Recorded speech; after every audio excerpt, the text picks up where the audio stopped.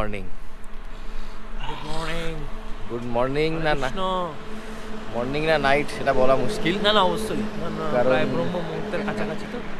হ্যাঁ, তো এখন বাজে আমাদের টাইম হচ্ছে 4:10। আমরা এখন এখান থেকে স্টার্ট করছি। জায়গাটার নাম কি বললো? সারঘাটি। সারঘাটি, বিহার। সারঘাটি বিহারের মধ্যে এখন আমরা আছি। এই যে বাবা এখানে রেডি হয়ে গেছে, ওর পাশে কাকু। আমরা এখান থেকে এখন যাত্রা শুরু করছি আজকে। এটা আমাদের ডে 2। আমরা আজকে যাচ্ছি প্রয়াগরাজে। ঠান্ডা আছে মোটামুটি ভালোই, ভোরের দিকে যেমন থাকে, কলকাতার থেকে একটু হলেও বেশি।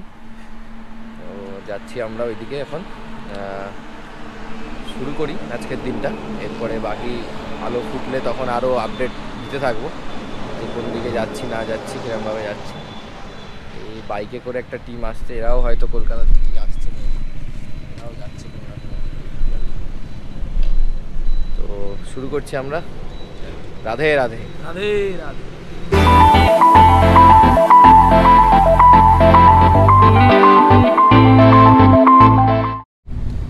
তো বাইরে তো এখন অন্ধকার, বিশেষ কিছু এখন দেখানোর মতো বাইরের নেই। তো যেতে যেতে আমাদের একটা আলোচনা হচ্ছিল, মানে বল্টু কিছু ইনফরমেশান শেয়ার করছিল যে কুম্ভ মেলার ব্যাপারে, যেখানে যাচ্ছি আমরা, তো সেই মেলার ব্যাপারে বা কুম্ভের ব্যাপারে বেশ কিছু ইনফরমেশান। তো সেগুলো আমরা আলোচনা করছিলাম। তো ভাবলাম একবার আপনাদের সঙ্গে জিনিসগুলো, হয়তো অনেকেরই জানা আছে জিনিসগুলো, তো তাও একবার মানে আমাদের দিক থেকে আমরা আমাদের মতো করে একবার, যেটা প্রথমেই বলেছিলাম যে মানে বিশেষ কিছু ইনফরমেটিভ ভিডিও এটা নয়, আমরা যেরকমভাবে চলবো বা আমরা যেরকমভাবে নিজেদের মধ্যে আলোচনা করছি সেইগুলোই সব কিছু আমি সেরকমভাবে দেখাতে থাকবো। তো আমি মানে এইদিকে বল্টুর সঙ্গেই সেই কথাগুলো আলোচনা করছিলাম। তো আপনারাও শুনুন তাহলে, ওর মুখ থেকেই জিনিসগুলো শুনুন কীরকম কীভাবে কী আছে না আছে।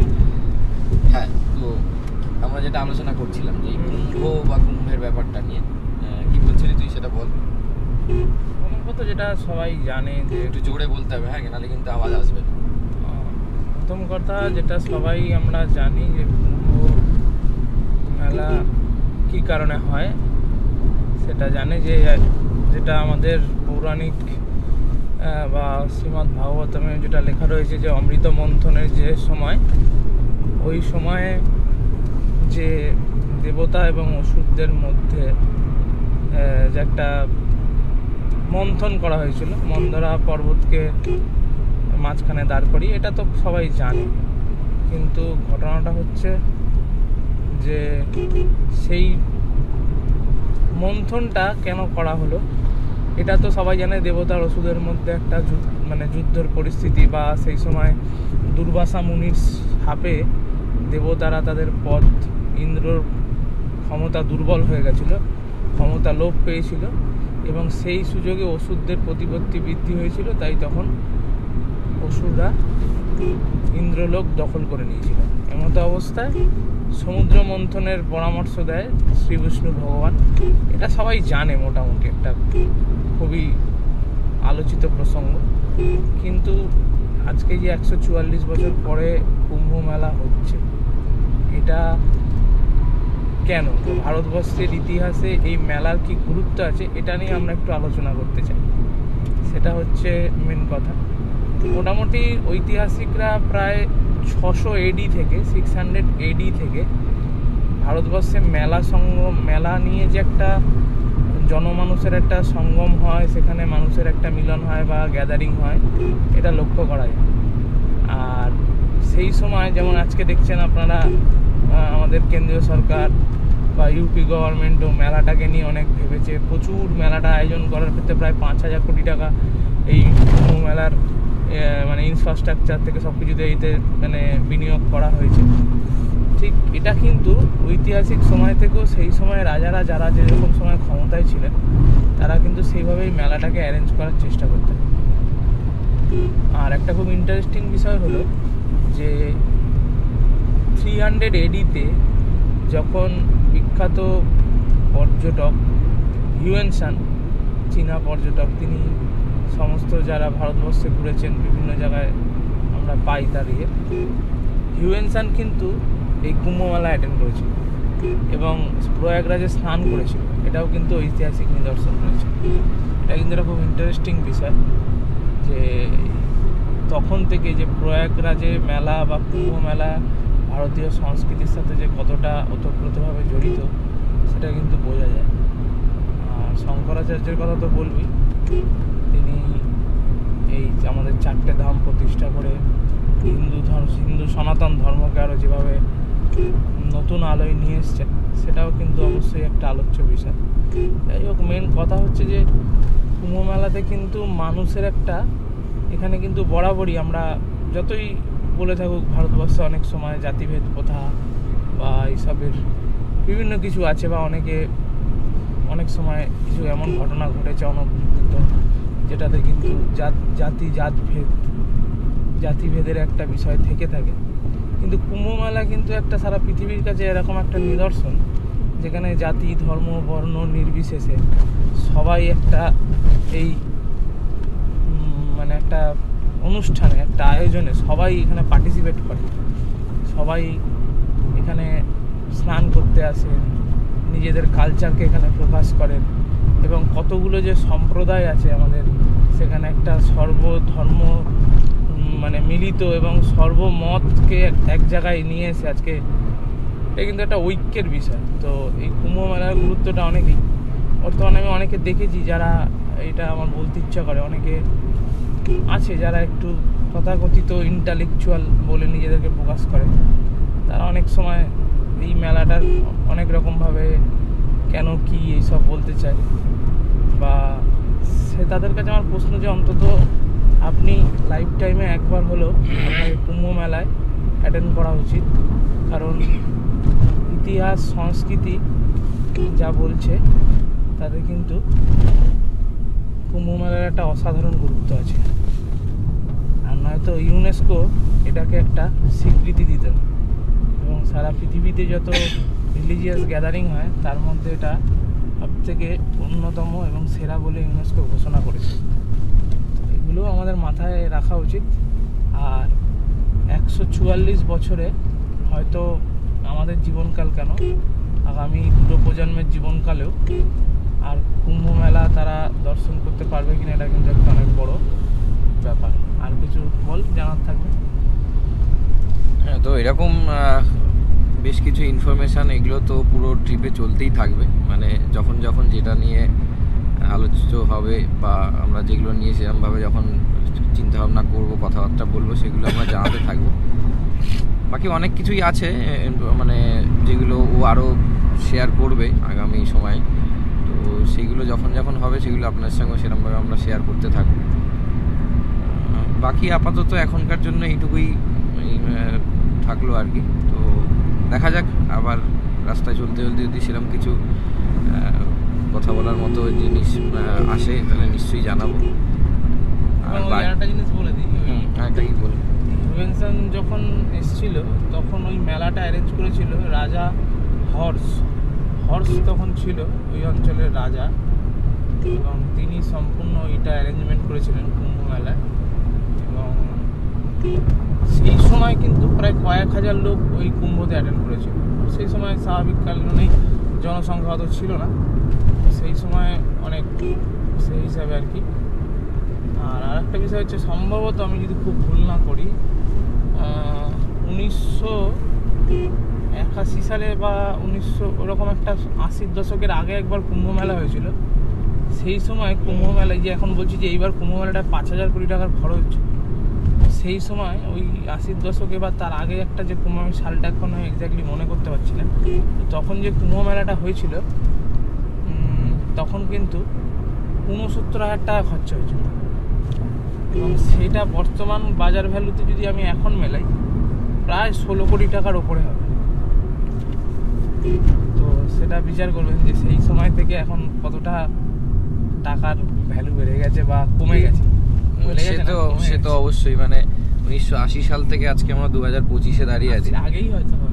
যাই হোক, মোটামুটি 80-র দশকই আমি ধরলাম, 80-র দশক থেকে আজকে 2025-এ দাঁড়িয়ে আছি। তো সেখানে টাকার ভ্যালুয়েশন বা কারেন্সি আমাদের অনেকটাই পরিবর্তন হয়েছে, সেটা নিয়ে তো কোনো সন্দেহ নেই।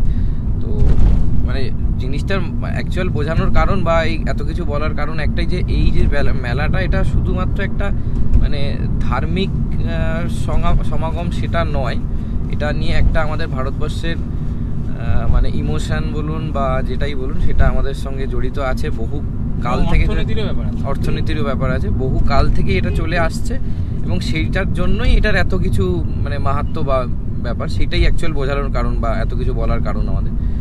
তো সেটা মানে কি হতে চলেছে বা লোকাল এস্টিমেট করা হচ্ছে যে ইউপির জিডিপি আফটার কুম্ভ মেলা ডিরেক্ট 1% গ্রোথ করতে পারে। তো এটা একটা হিউজ ব্যাপার, not a matter of joke. তো এই মানে কুম্ভর কি হতে চলেছে বা কি হচ্ছে, অ্যাকচুয়ালি কর্মকাণ্ড তো শুরু হয়েই গেছে, আমরা গিয়ে জিনিসটা দেখতে পাবো। আর কি হচ্ছে সেটা সামনে থেকে দেখা এবং সেইটাকে পুরো মানে অভিজ্ঞতাটা নিয়ে সেটাকে শেয়ার করা, সেটা পুরোটাই থাকবে, চলতে থাকবে। তো দেখা যাক এবার আগে আগে চলতে চলতে কীরকম কী হয়, দেখাতে থাকছে।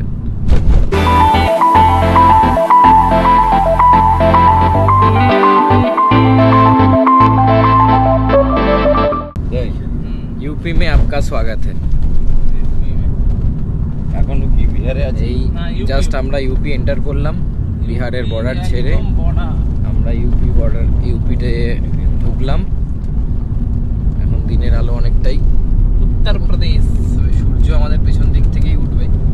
তো সূর্যের যে আলোটা সেটা এখনো সেরকমভাবে আছে না, এই ভোরের আলো যেরকম হালকা হালকা থাকে সেটাই রয়েছে। একদম বর্ডারে এই ব্রিজটাই রে। এই ব্রিজটা ক্রস করার পরেই আমরা ইউপির মধ্যে চলে যাব। মানে অলরেডি ঢুকে গেছি, কিন্তু এই ব্রিজটা শুরু হয়ে গেছে অনেকটা থেকেই। ব্রিজটা শেষ হলেই হচ্ছে ইউপির মানে প্লেন ল্যান্ডে আমরা পড়ব। প্রচুর ট্রাকের লাইন, যেহেতু বর্ডার এলাকা সব ট্রাক এখানে দাঁড়িয়ে আছে।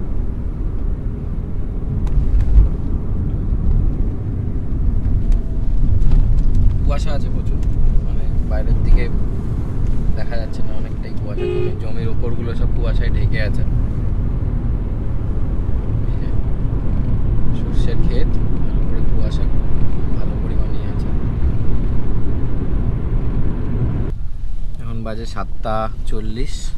এখন আমরা মাঝখানে দাঁড়িয়েছিলাম, বাবা আর কাকু দুজনে একটু ফ্রেশ হওয়ার ব্যাপার ছিল, সেই জন্য আমরা একটা পাম্পে দাঁড়িয়ে গেছিলাম।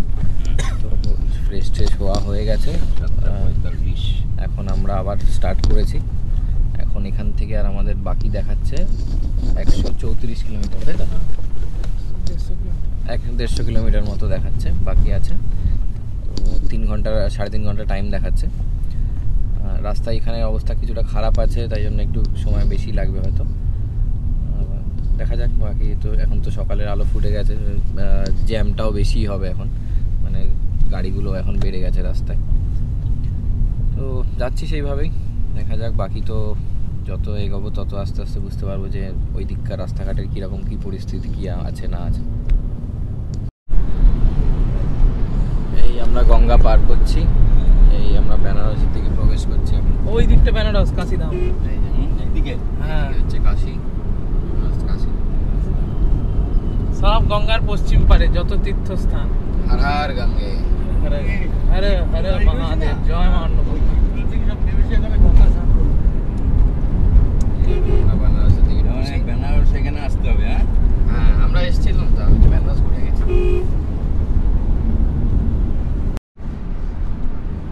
এখানটা দেখো জাস্ট, এইখানটা মানে মনে হচ্ছে আমরা দিল্লিতে আমরা রয়েছি অথবা পাহাড়ি কোনো এলাকায় রয়েছি।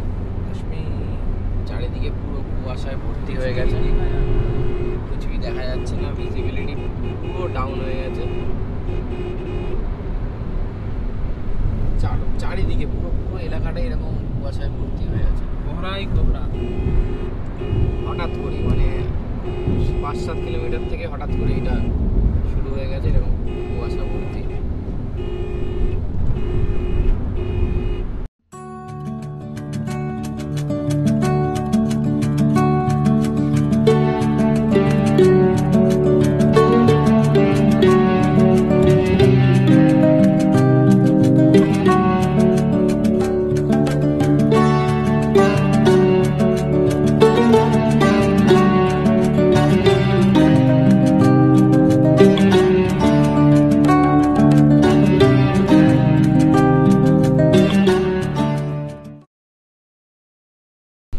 অলমোস্ট আমরা পৌঁছেই গেছি প্রয়াগরাজ ওই যে দেখো মহাকুম্ভের জায়গায়।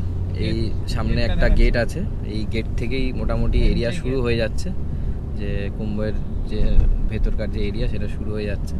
এখানে গেটগুলো বানানো হয়েছে, দেখাচ্ছি গেটটা।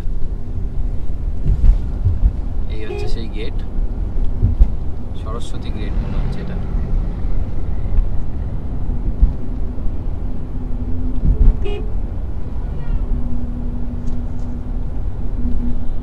সুন্দর গেটটা করে সরস্বতী দ্বার। সরস্বতী তো এই কুয়াশার জন্য একটু একটু আস্তে আস্তে যেতে হচ্ছে। টাইমও দেখাচ্ছে এখনো মোটামুটি অনেকটাই লাগবে, এখনো ঘন্টাখানেক টাইম দেখাচ্ছে। জ্যামও আছে, সকাল হয়ে গেছে যেহেতু জ্যামও আছে। তো এবার পরপর এরকম আসতে থাকবে কিছু না কিছু, সেগুলো আমি দেখাচ্ছি সব আপনাদের। আমরা যেখানটায় থাকছি সেটা হচ্ছে RL টেন্ট সিটি, যেটা করা হয়েছে ওখানটায় থাকছি আমরা। তো ওই দিকটা যাওয়ার জন্য মানে যমুনা গঙ্গা দুটোকেই ক্রস করে গিয়ে, মানে সঙ্গমের জায়গাটাকে ক্রস করতে হবে, ওটাকে ক্রস করে গিয়ে ওই পাশে গিয়ে আমরা থাকবো। এই যে এখান থেকে দেখাচ্ছে সঙ্গম 5 kilometre, airport 22 kilometre. Har Har Mahadev. এই হচ্ছে গঙ্গার দেখো উপরে, টেন্ট। এই দেখুন সব টেন্ট টেন্ট, দেখো বাবা। সব টেন্ট হয়েছে।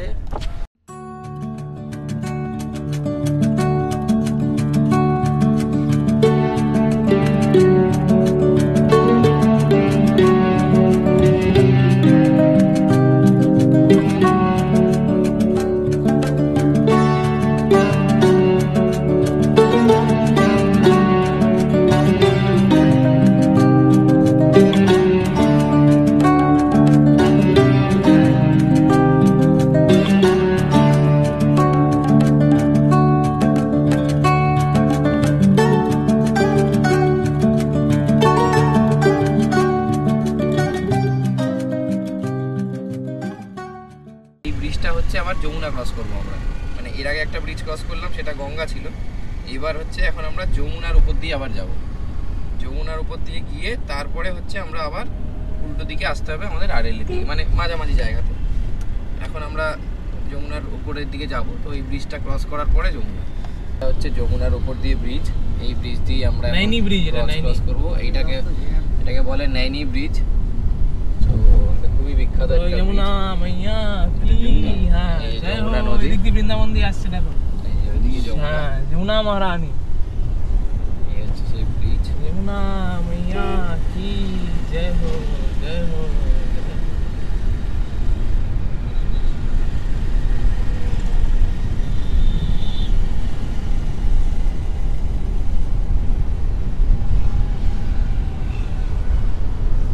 যমুনাটা এখানে অনেক বড়। যমুনায় কিন্তু জল আছে দেখো। হ্যাঁ হ্যাঁ হ্যাঁ, এখানে এই ব্রিজটার প্যাটার্নটা অনেকটা দ্বিতীয় হুগলি সেতুর মতোই। ভিডিও অনেক হাই, সব বন্দুকধারীরা রয়েছে এখানে। এই বাঁ দিকটা থেকে হচ্ছে RL যে টেন্ট সিটিটা হয়েছে, সেই টেন্টে মানে যমুনাটা ক্রস করে আসার পরে Merge with National Highway 135C, National Highway পুরো টান 35, করতে হবে? then turn left onto Yamuna Marg. আর যমুনা মার্গ সোজা যেতে হবে এইটা। হ্যাঁ হ্যাঁ চলতে থাক। Take the next left onto Yamuna Marg. হ্যাঁ লেফট নিতে হবে, সেটা জানি। এখান থেকে গিয়ে একদম একদম এই এক্সট্রিম লেফটটা না, এইটা নিতে হবে। হ্যাঁ, বুঝতে পেরেছি বুঝতে পেরেছি, এটাই আমি বলছিলাম। এই যে এখান থেকে হচ্ছে ট্রেন সিটির দিকে ঢুকছে রাস্তাটা।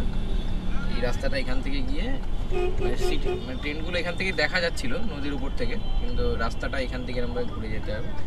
এই জাস্ট ব্রিজ থেকে নেমেই বাঁদিকে ঘুরলেই হচ্ছে এই ট্রেনের রাস্তাটা ঢোকার। এখান থেকে এইভাবে এখান থেকে ঢুকে যেতে হবে। এই হচ্ছে train city. Continue for 1 kilometer. হ্যাঁ কন্টিনিউ করা হবে। এইটা হচ্ছে টেন্টের দিকে সব ঢুকছে। Continue for 1 kilometre. সঙ্গে রাজনাথ সিং এবং যোগী আদিত্যনাথ মানে ডিফেন্স মিনিস্টার, চিফ মিনিস্টার দুজনেই একসঙ্গে এখানে আসছে। তার জন্য এখানের অবস্থা খুব টাইট, মানে আমরা যেখান দিয়ে ঢোকার সেখান দিয়ে আমরা ঢুকতেও পারলাম না, আমাদেরকে আটকে দেওয়া হলো। আবার আমাদেরকে ঘুরিয়ে আমরা যেখানে আমাদের বুকিং রয়েছে যে টেন্টে, তাকে ফোন করলাম, উনি আমাদেরকে জানালো যে একটা অন্য অল্টারনেটিভ রাস্তার কথা।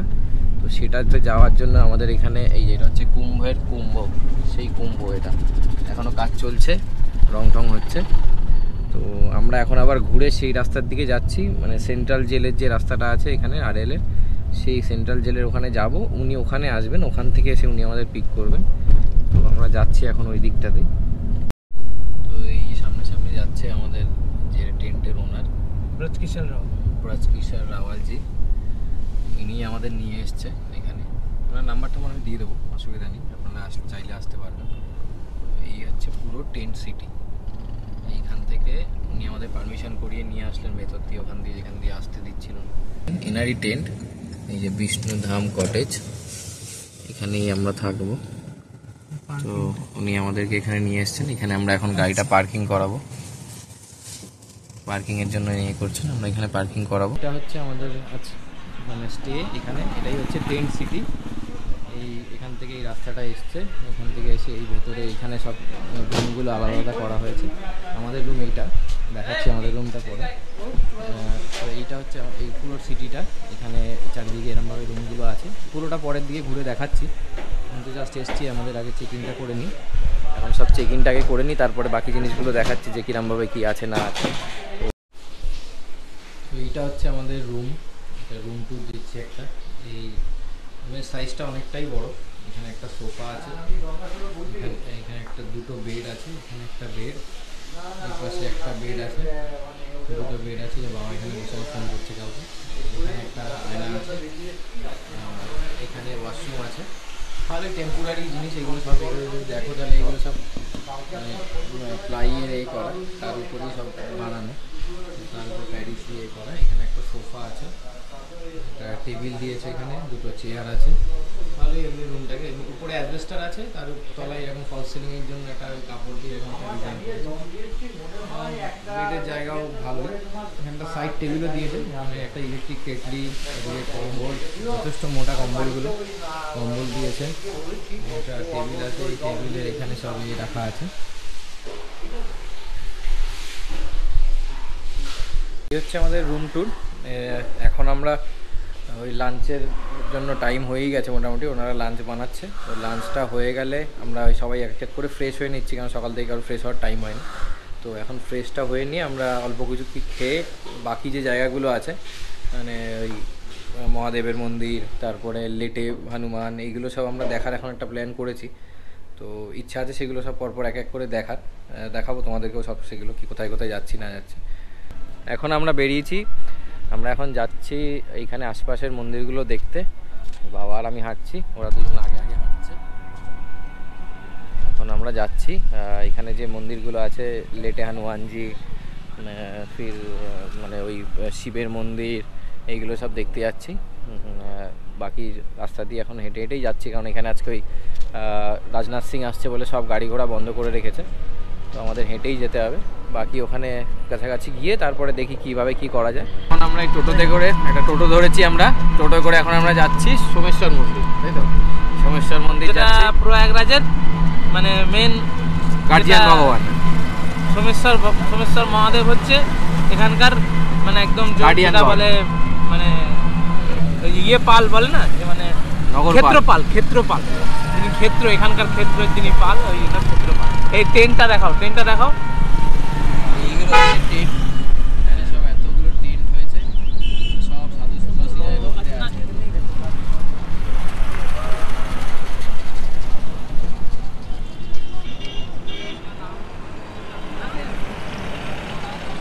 আগে মন্দির কি ধরে এসে গেছে মন্দির। এখন আমরা যাচ্ছি মন্দিরে, এইটুকখানি রাস্তা আমরা হেঁটেও হয়তো আসতে পারতাম। যাই হোক, এখন যাচ্ছি আমরা মন্দিরের দিকে, দেখি। তো এখানে এখন আমরা রয়েছি, এটাই হচ্ছে এখানকার সোমেশ্বরনাথ মন্দির। আর এই মন্দিরকেই বলা হয় যে এখানকার উনি হচ্ছে ক্ষেত্রপাল এই প্রয়াগরাজে। তো এই হচ্ছে সোমেশ্বর মন্দির। এখানে এই মন্দিরে রয়েছে, দেখাই যাচ্ছে, এখানে হিন্দিতে লেখা আছে প্রাচীন শ্রী সোমেশ্বরনাথ মন্দির, রেল সঙ্গম প্রয়াগরাজ হচ্ছে মন্দির। এখানে এই মন্দিরের এইদিকে চারিদিকে রয়েছে, এখানে বাপ্পার মূর্তি আছে।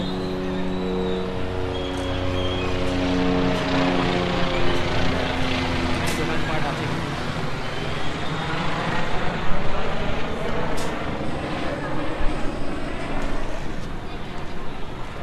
মন্দিরের ভেতরটা দেখে আসি কেমন কি আছে মন্দিরটা।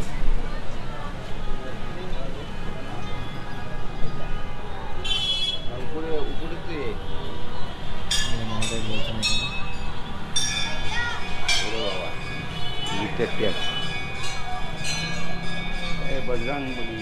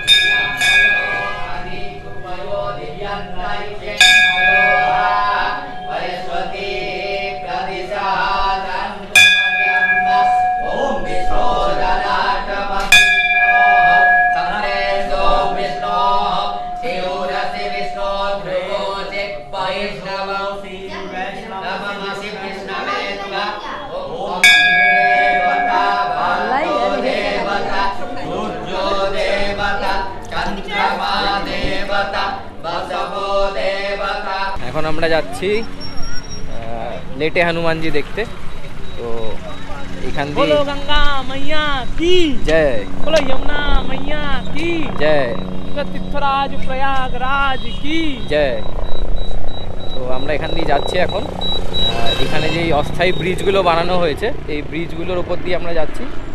তো এই সব তলায় এইগুলো তলায় ওই লোহার ড্রামের মতো কিছু জিনিস ইউজ করেছে যেগুলো ভেসে থাকে, ভেসেলের মতো টাইপের আর কি। তার উপর দিয়ে এরকম আয়রনের পাত বসানো হয়েছে, সেইভাবে এইখান থেকে ব্রিজগুলো বানানো হয়েছে। তো এই ব্রিজের উপর দিয়ে আমরা হেঁটে যাচ্ছি এখন। এই দেখো এখানে যে এই হচ্ছে ব্রিজগুলো, এখানে সব এই পার থেকে মানে যমুনার এই পার থেকে ওই পার অবধি চলে যাবে। এখান দিয়ে গাড়িও পাস করাচ্ছে, বাইক, মানুষ হেঁটেও যাচ্ছে, সব রকমভাবে এখানে যাচ্ছে। এইভাবে করে আমরাও যাচ্ছি, বাবা ওরা আছে পেছন দিকে।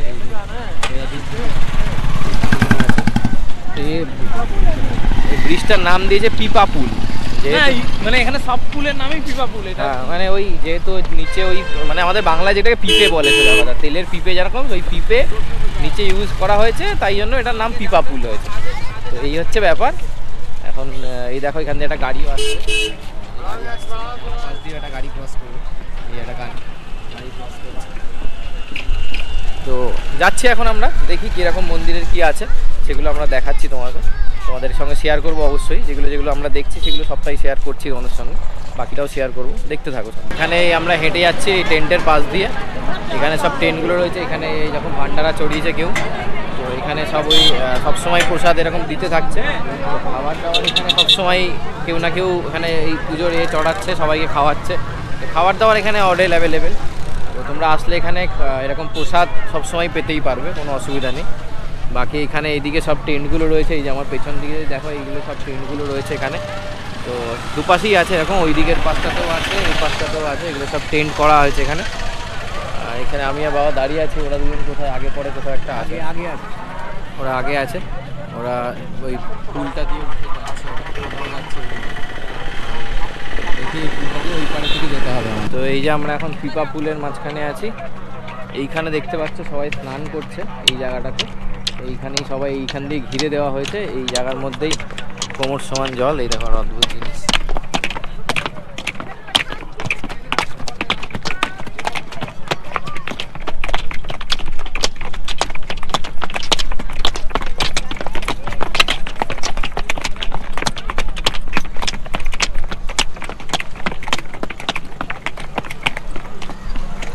ইউপির মাউন্টেন পুলিশ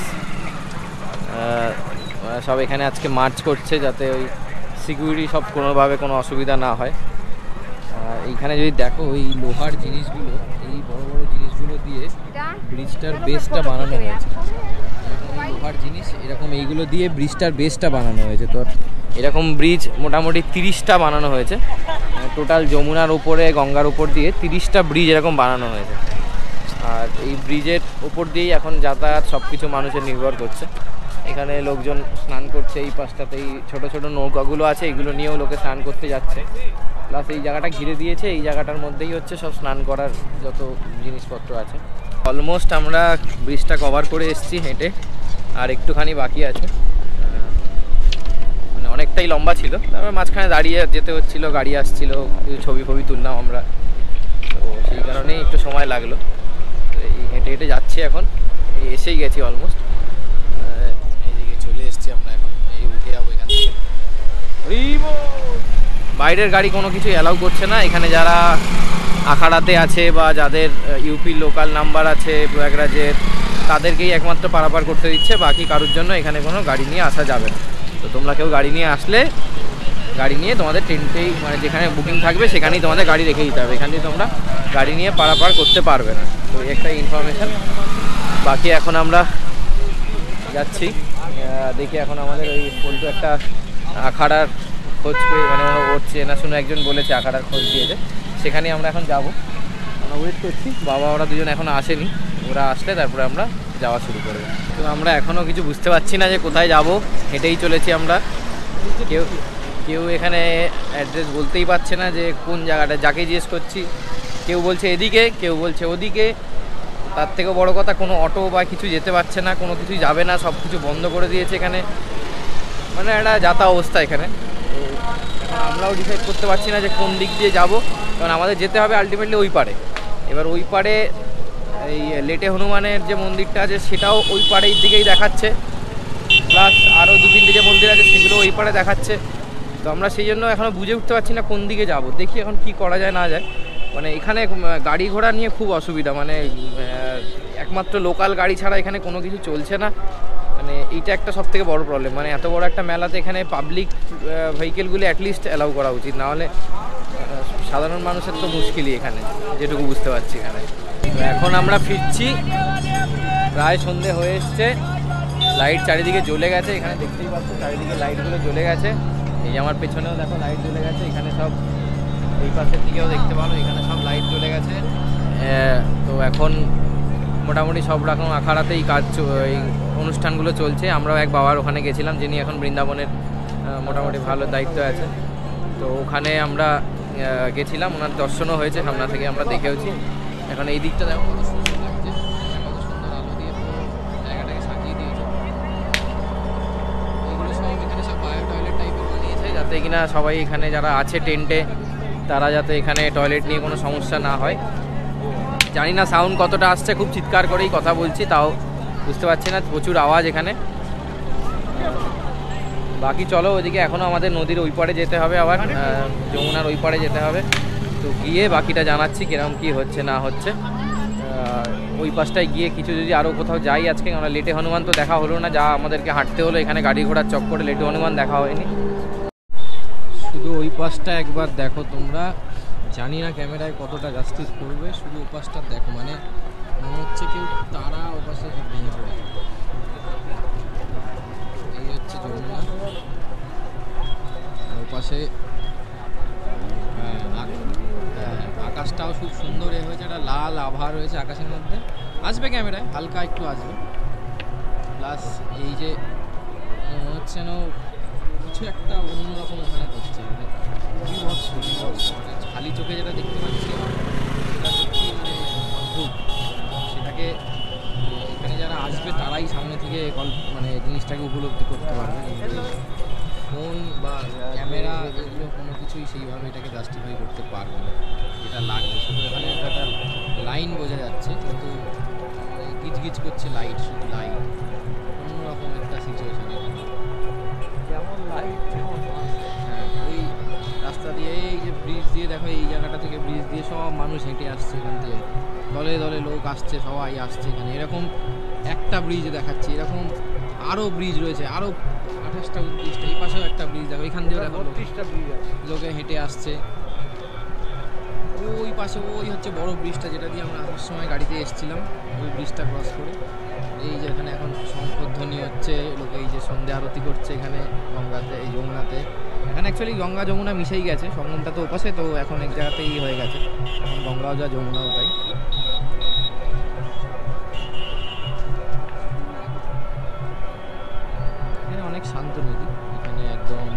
যাচ্ছে নদী এখানে, সেই জন্যই এটা করা গেছে, এর উপরে এই ব্রিজগুলো দিয়ে করা গেছে, নাহলে সেটা করা যেত না। অদ্ভুত অদ্ভুত লাগছে এটা, মানে খালি চোখে যেটা দেখছি আমরা সেটা একদম অকল্পনীয়। এরকম একটা কর্মকাণ্ড, মানে একটা টোটাল শহর ঢেকে আছে পুরো এইসব মানে এই অনুষ্ঠানটাকে কেন্দ্র করে, একদম এই মাথা থেকে যতটা ঘুরছে পুরো এই মাথা অবধি এইটাই চলছে, মহাকুম্ভেরই লাইট, পুরোটাই লাইট। এতক্ষণ তো অনেক বড় বড় টেন্টগুলো দেখিয়েছি, যেগুলো এখানকার এই মেলার সব থেকে বড় বড় ঐতিহ্যপূর্ণ জিনিস, টেন্ট সবাই দেখতে আসছে। এবার এই টেন্টগুলো দেখো তোমরা, এগুলোও কিন্তু টেন্ট। তবে এই টেন্টগুলোর সঙ্গে পার্থক্যটা একটাই, এই টেন্টগুলোতে তারাই থাকছে যারা এই মেলাটার সমস্ত রকম কাজকর্মগুলো করছে, মানে কারো যারা দোকান দিয়েছে, বা যারা এখানে সাফাই কর্মী হিসাবে কাজ করছে, বা এইসব লেবারের হিসাবে কাজ করছে গভর্নমেন্টের হয়ে, তাদের জন্য কিন্তু থাকার ব্যবস্থা এইভাবে। তারা এখানে সব এই টেন্টে, এখানেও বেশ কালারফুল টেন্টগুলো, এখানে বড় বড় টেন্টগুলো যেমন কালারফুল, এগুলোও কালারফুল। তবে মেলার দুটো পার্ট, সেই হিসাবে এটা দেখানো, আর কিছুই নয়। লাখ লাখ লোক হেঁটে যাচ্ছে, কোনো যানবাহন কিছু নেই, অটো টোটো কিচ্ছু ঢুকতে দিচ্ছে না, প্রাইভেট গাড়ি কিছু ঢুকতে দিচ্ছে না। আমরাও হেঁটে যাচ্ছি, চুঙ্গি বলে একটা জায়গা আছে, চুঙ্গি, তো চুঙ্গির ওখানে গিয়ে যদি কিছু পাওয়া যায় সেই জন্য আমরা যাচ্ছি এখন হেঁটে। লাখ লাখ লোক, আমরা মোটামুটি আমাদের 1 কিলোমিটার মতো হাঁটতে হবে, তারপরে গিয়ে যদি কিছু পাই। বাবা কাকু দুজনেরই পায়ে খুব টান লাগছে, দুজনেরই অবস্থা খারাপ মোটামুটি। বাবা কাকু, যাচ্ছি আমরা এখন।